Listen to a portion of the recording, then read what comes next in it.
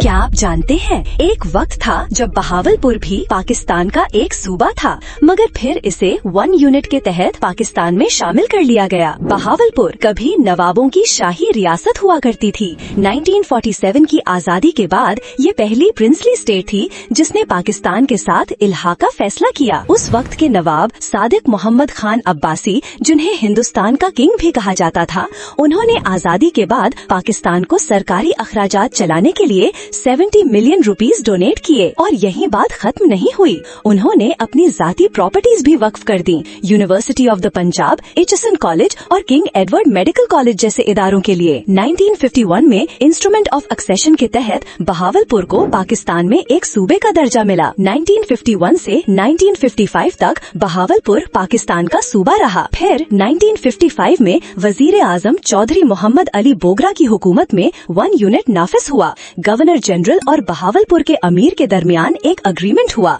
जिसके तहत बहावलपुर वेस्ट पाकिस्तान का हिस्सा बन गया और अमीर को सालाना 32 लाख रुपए का प्रिवी पर्स दिया गया। यूं बहावलपुर से सूबे की हैसियत छीन ली गई। 1970 में जनरल यहिया खान ने 1 यूनिट तो खत्म कर दिया, मगर बहावलपुर को अलग सूबे का दर्जा दोबारा न मिला। दोस्तों, ये थी बहावलपुर की कहानी। 1947 से लेकर आज तक एक रियासत से सूबा, फिर 1 यूनिट का हिस्सा और आज तक चलती एक तहरीक की रोशनी।